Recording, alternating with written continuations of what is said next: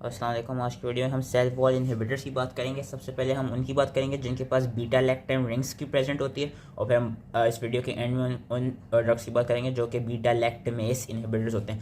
तो सबसे पहले उन ड्रग्स की बात करते हैं। मोस्ट इंपॉर्टेंट है पेनिसिलिन। पेनिसिलिन के पास core 4 membered beta lactam ring होती है। स्ट्रक्चर्स का इतना ज़्यादा याद रखने की जरूरत नहीं है। पेनिसिलिन का mechanism of action is very very important, आपको पता होना चाहिए। पेनिसिलिन बेसिकली करती क्या है, they interfere with the last step of bacterial cell wall synthesis. Bacteria की जो सेल वॉल होती है इट इज़ मोस्ट इंपॉर्टेंट जो कहते हैं फैक्टर जो कि बैक्टीरिया के पास प्रोटेक्शन के लिए होता है क्या पेनिसिलिन करती क्या है, they basically inhibit the step of transpeptidation. Transpeptidase enzyme होता है उसको इनहिबिट करती हैं। उसको इनहिबिट कैसे करती हैं, वो बेसिकली पेनिसिलिन बाइंडिंग साइट्स होती हैं, पेनिसिलिन बाइंडिंग प्रोटीन्स होती हैं, वहाँ पे जाके उनके साथ जाके बाइंड कर जाती हैं और पेनिसिलिन बाइंडिंग प्रोटीन्स को जाके जो एंजाइम उसको इनहिबिट कर देती हैं। अब इसकी वजह से होता क्या, इसकी वजह से ये होता है कि जो सेल वॉल है, सेल वॉल के दरमियान जो क्रॉस लिंक्स होते हैं वो क्रॉस लिंक्स नहीं बन पाती। जब वो क्रॉस लिंक्स नहीं बन पाती तो वो सेल वॉल एक तरफ से वीक होगी, और यही जो इसकी एक्टिविटी है ये बेसिकली पेनिसिलिन को बैक्टीरियोसिडल जो कहते हैं बनाती है। तो ये इसका मैकेनिज्म ऑफ एक्शन इंपॉर्टेंट था, याद रखना है। एंटी बैक्टीरियल स्पेक्ट्रम इसका ये है कि ज़्यादातर हम देखेंगे कि ग्राम पॉजिटिव बैक्टीरिया जो उनके खिलाफ ज़्यादा इंपॉर्टेंट है, क्योंकि उनकी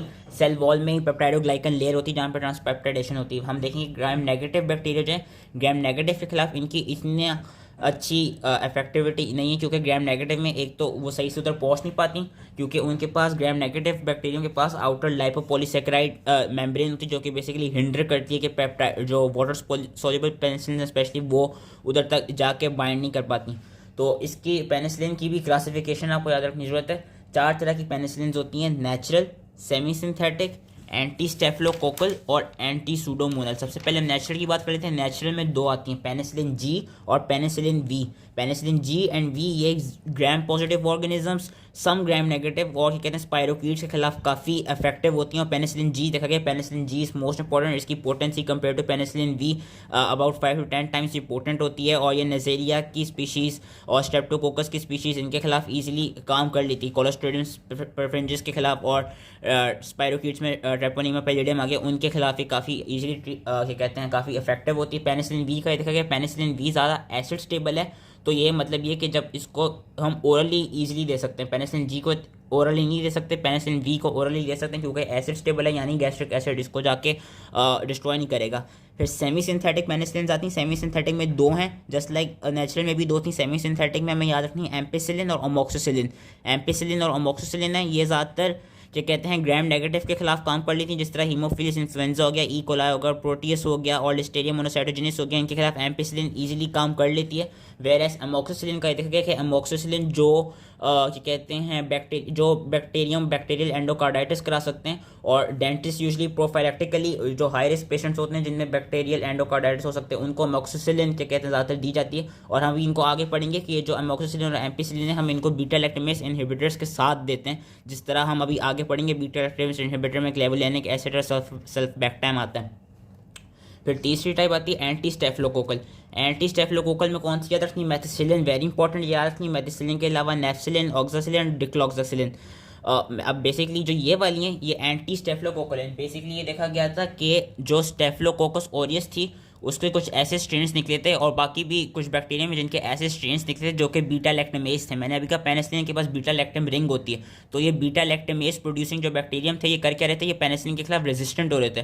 तो उन बैक्टीरियल स्पीशीज़ के लिए जिसमें MSSA हमारे पास एक आती है, MSSA मेथिसिलिन सेंसिटिव स्टेफलोकोकस ओरियस, ये वाली स्पीशी बीटा लैक्टमेस प्रोड्यूस करती थी। तो इनके खिलाफ हमने फिर ये वाली एंटी स्टेफलोकोकल पेनिसिलिन बनाई, जिसमें मेथिसिलिन, नेफ्सिलिन, ऑक्सासिलिन, डिक्लोक्सासिलिन आ जाती हैं। तो इसमें से मेथिसिलिन मोस्ट इंपॉर्टेंट है जिसका नाम आपने याद रखना है। और फिर एंटी सूडोमोनल में हमारे पास एक आती है पाइपरासिलिन। पाइपरासिलिन का देखा है कि सूडोमोनास एरिगेनोसा के खिलाफ काफ़ी जो कहते हैं अफेक्टिव है।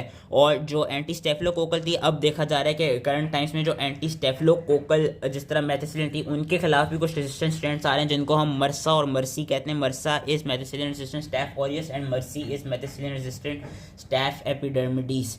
तो ये सही क्लासिफिकेशन थी पेनिसिलिन की। अब पेनिसिलिन के खिलाफ रेजिस्टेंस क्यों हो सकती है, 3 वजहों से हो सकती है। एक तो मैंने अभी बता दिया कि कुछ जो बैक्टीरियाज हैं उनके पास बीटा लैक्टेमेज एंजाइम प्रोड्यूस करने की पावर हो। अब वो बीटा लैक्टेमेज प्रोड्यूसिंग करने की जो पावर है वो it could either be constitutive, या तो कि बैक्टीरियल क्रोमोसोम के अंदर ही प्रेजेंट हो, या ऐसा ही हो सकता है कि बैक्टीरिया ने कोई प्लाज्मिड एक्वायर कर ली हो जिससे उसके पास बीटा लैक्टेमेज प्रोड्यूसिंग एबिलिटी आ जाए। दूसरा मैकेनिज्म ऑफ एक्शन क्या रेजिस्टेंस का, दूसरा ये है कि decrease permeability of the drug. Usually gram negative organism में देखा जाता है कि सिंस उनके पास वो आउटर लाइपोपॉलीसैकेराइड लेयर होती है, तो जो वाटर सॉल्युबल पेनिसिलिन हैं वो इजीली पेनिट्रेट नहीं कर सकती, और इजीली पेनिट्रेट करके वो जो अपनी टारगेट साइट है पेनिसिलिन बाइंडिंग प्रोटीन्स जो साइट होती है टारगेट वाली, उधर सही से नहीं जा सकती, जिसकी वजह से उनके खिलाफ रेजिस्टेंस प्रोड्यूस होती है।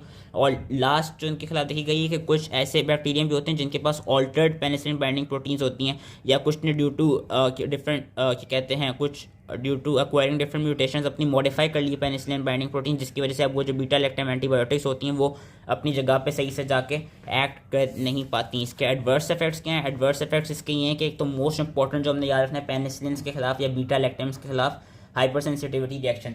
Hyper sensitivity reaction most important है। एलर्जीज देखी गई हैं पेनिसिलिन के खिलाफ, एलर्जीज हो जाती हैं, और वो it could either be due to in a form of rash या एंजियोडीमा हो सकता है। हमारे लिप्स पे, टंग्स पे, पेरी ऑर्बिटल एरिया पे काफ़ी स्वेलिंग होती है, एनाफिलैक्टॉइड रिएक्शंस मिलते हैं, और हम आगे भी पढ़ेंगे। और पेनिसिलिन में भी ये होता है कि हमको क्रॉस एलर्जिक रिएक्शंस मिलते हैं। वो क्रॉस एलर्जिक रिएक्शन का मतलब क्या है कि बेसिकली अगर हम कोई ऐसा ड्रग दें पेशेंट को जिसकी जो स्ट्रक्चरली एंड मॉर्फोलॉजिकली पेनिसिलिन की शेप से मिलता जुलता हो, तो उसके खिलाफ भी बंदे को, अगर किसी बंदे को पेनिसिलिन के खिलाफ एलर्जी है और आपने उसको एक ऐसा ड्रग दिया जो कि पेनिसिलिन नहीं है लेकिन पेनिसिलिन जैसा है मॉर्फोलॉजिकली स्ट्रक्चरली, तो उस बंदे को उस ड्रग के खिलाफ भी एलर्जी हो जाएगी। इस फिनोमेना को हम क्रॉस एलर्जी कहते हैं। Hyper sensitivity most important adverse reaction है। उसके बाद डायरिया देखा जाता है, नेफ्राइटिस देखा जाता है कि ये एक्यूट, जिस तरह मेथिसिलिन एक्यूट इंटरस्टिशियल नेफ्राइटिस करा सकती है।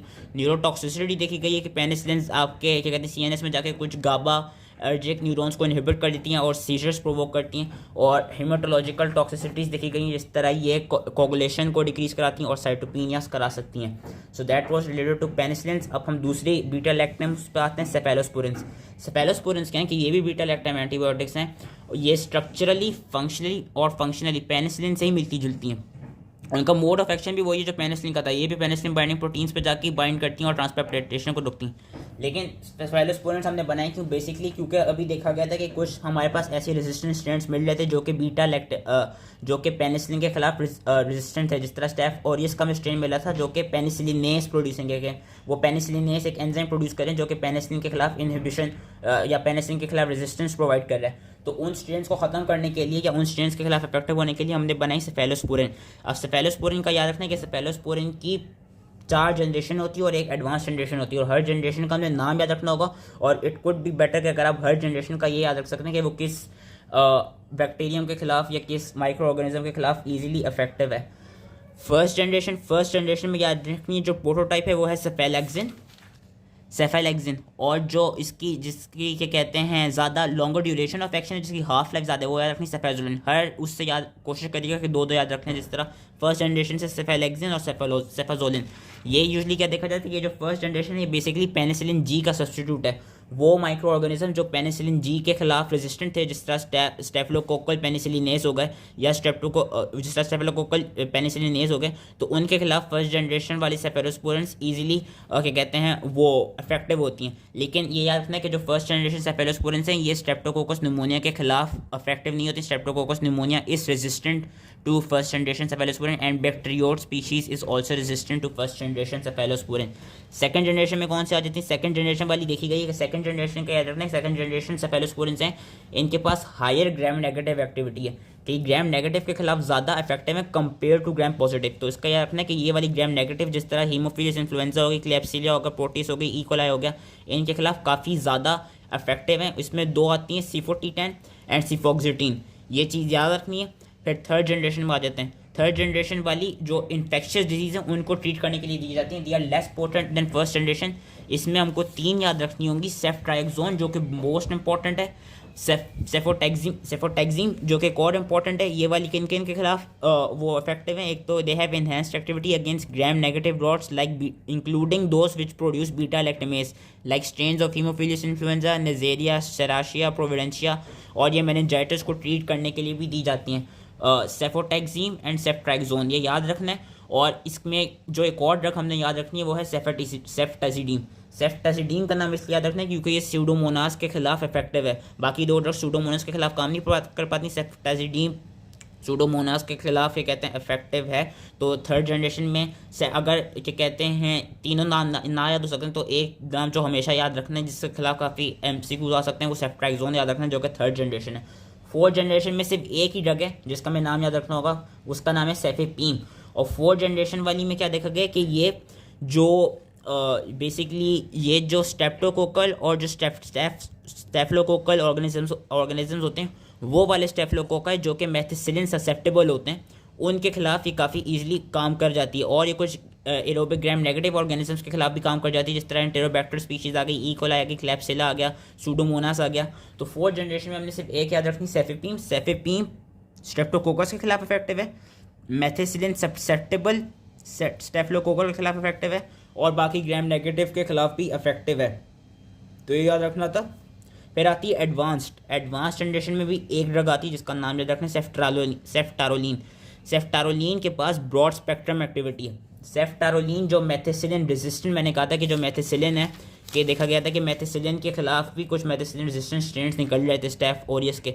तो जो एडवांस जनरेशन है सेफ्टारोलीन, ये देखा गया कि it is highly effective against resistant strain of against MRSA जो कि मेथिसिलिन रेजिस्टेंट स्ट्रेन है स्टेफ ओरियस के। और वो जो पेनिसिलिन रेजिस्टेंट स्ट्रेन्स आ रहे थे स्ट्रेप्टोकोकस न्यूमोनिया के, उनके खिलाफ भी एडवांस जनरेशन इंपॉर्टेंट है। तो इसका यही चीज़ याद रखनी थी। इसमें रेजिस्टेंस सेफेलोस्पोरिन में ऐसे ही देखी जाती है कि अगर तो कोई ऐसा सेफेलोस्पोरिन जिसकी रिड्यूस्ड एफिनिटी हो गई हो for the penicillin binding protein sites, या इसका ड्यू टू सम रीज़न उनका भी बीटा लैक्टेमेज के खिलाफ हाइड्रोलिसिस हो जाए तो ही रेजिस्टेंस होगी, वरना इनमें सेफेलोस्पोरिन में इतनी रेजिस्टेंस नहीं होती क्योंकि ये पेनिसिलिन की रेजिस्टेंस को ट्रीट करने के लिए बनाई गई थी।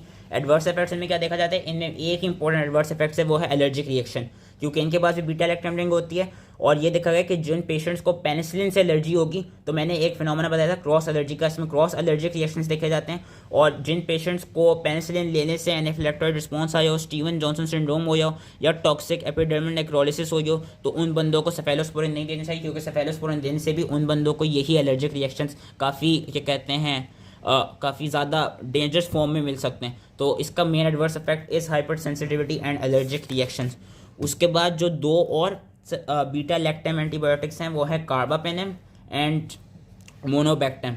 कार्बापेनेम का याद रखना है, अगेन कार्बापेनेम मोनोबैक्टम दोनों का जो मोड ऑफ एक्शन है वो वही है जिस तरह से सेफेलोस्पोरिन और पेनिसिलिन का था। कार्बापेनिक में हमने क्या कहते हैं, ये इनका बस कार्बापेनिक का वो स्ट्रक्चर ही थोड़ा डिफरेंट इस तरह के जो उनकी वो है थायाजोलिडीन रिंग जो है उसमें सल्फर ने कार्बन को रिप्लेस कर दिया होता है। इसमें कार्बापेनेम में से जो एक ड्रग हमने याद रखनी है हर हाल में वो है इमीपेनेम, क्योंकि इमीपेनेम का आगे देखा जाएगा imipenem is highly active against beta lactamase producing gram positive and gram negative organism. It is highly effective against anaerobic organisms and it is also highly effective against Pseudomonas aeruginosa. इसमें जो बाकी और ड्रग्स आती हैं meropenem, डोरीपेनेम, अर्टापेनेम, इसमें से अगर इनमें से कोई एक नाम भी और एक्स्ट्रा याद हो जाए तो अच्छी बात है, लेकिन इमीपेनेम का नाम याद रखना है। और अर्टापेनेम का नाम याद हो जाए तो भी अच्छी बात है, क्योंकि अर्टापेनेम लिखा गया कि अर्टापेनेम इतनी इफेक्टिव नहीं है एज कम्पेयर टू इमीपेनेम। इनमें से सबसे ज़्यादा जो इफेक्टिव है और सबसे ज़्यादा ब्रॉड स्पेक्ट्रम वाली ड्रग है ये कार्बापेनेम, क्योंकि ग्राम पॉजिटिव ग्राम नेगेटिव हर ऑर्गेनिज्म के खिलाफ काम करी है। तो इमीपेनेम का नाम याद रखना है।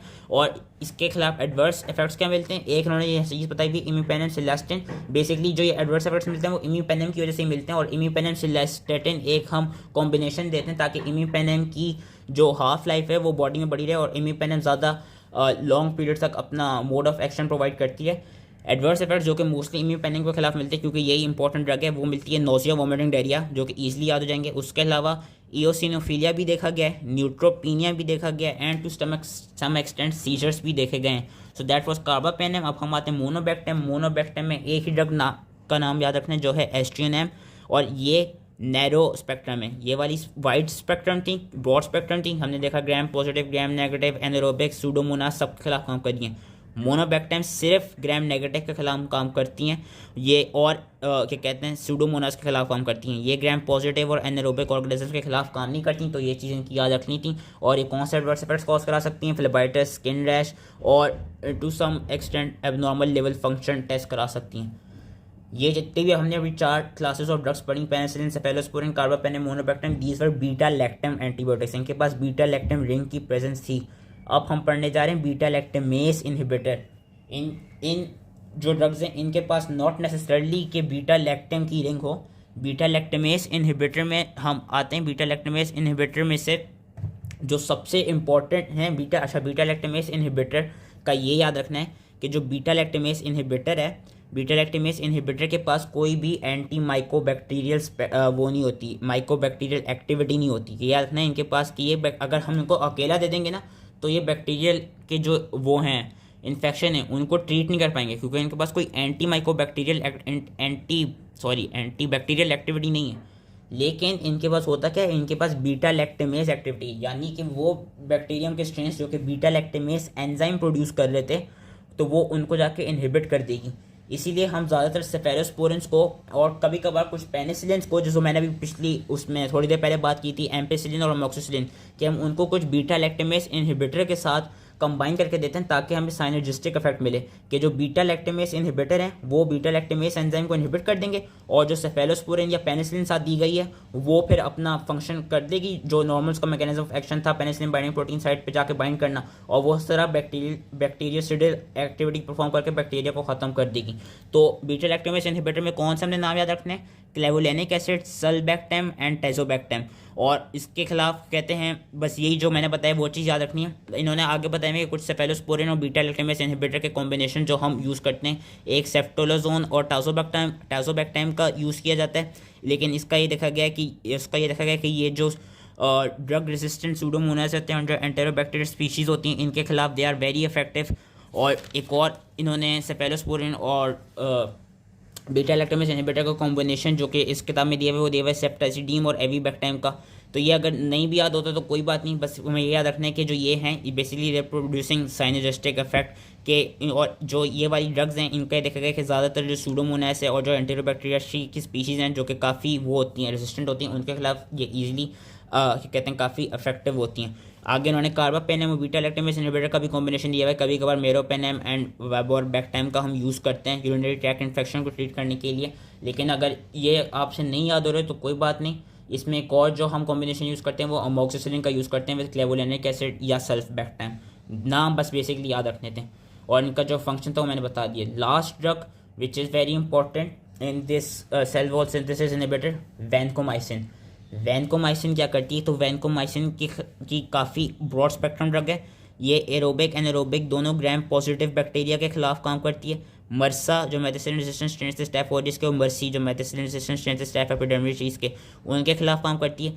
इसका जो मैकेनिज्म ऑफ एक्शन है वो डिफरेंट है। इसका मैकेनिज्म ऑफ एक्शन क्या है, इसका मैकेनिज्म ऑफ एक्शन ये है कि ये बेसिकली जो पेप्टाइडो ग्लाइकन प्रिकर्सर्स होते हैं, जो डी एलेनिन इसमें बुक में सही से डिस्क्राइब नहीं किया हुआ, इसलिए जो मैं बोल रहा हूँ इसको याद रखिएगा कि जो डी एलेनिन के डाइमर्स होते हैं पेप्टाइडो ग्लाइकन सेल वॉल में, ये बेसिकली उन डी एलेनिन डाइमर्स के साथ जाके बाइंड करती है और उनको इनहिबिट करती है। जब वो उनको उन पेप्टाइडो ग्लाइकन प्रिकर्सर को इनहिबिट करती है तो उससे वो कराती क्या है, it disturbs the polymerization of peptidoglycan layer के सेल वॉल की पॉलीमराइजेशन को इनहिबिट करती है, और साथ में वो जो क्रॉस लिंक्स बन रहे होते हैं उन क्रॉस लिंकिंग को इनहिबिट करती है। फिर से मैं वैनकोमाइसिन का मैकेनिज्म ऑफ एक्शन रिपीट कर रहा हूँ कि it binds to D alanine dimers present on the cell wall of bacterium and it inhibits polymerization and cross linking between the peptidoglycan cell wall layer of the bacteria। ये basically vancomycin का action है और इसके खिलाफ हमें जो मिलते हैं एडवर्स इफेक्ट्स जो कि याद रखने हैं। सबसे इंपॉर्टेंट रेडमैन सिंड्रोम जो कि इन्फ्यूजन रिलेटेड रिएक्शन है कि बेसिकली जब हम इसको डालते हैं तो हिस्टामिन का रिलीज होता है, हिस्टामिन के रिलीज होने से रेडनेस ज़्यादा प्रोड्यूस होती है। फ्लेबाइटिस, नेफ्रोटॉक्सिसिटी और ऑटोटॉक्सिसिटी, ये एडवर्स इफेक्ट्स हैं जो कुछ इंपॉर्टेंट है जो कि याद रखने, जो कि वैनकोमाइसिन के खिलाफ मिलते हैं। So that was it. I hope easily समझ में आ गया। Thank you.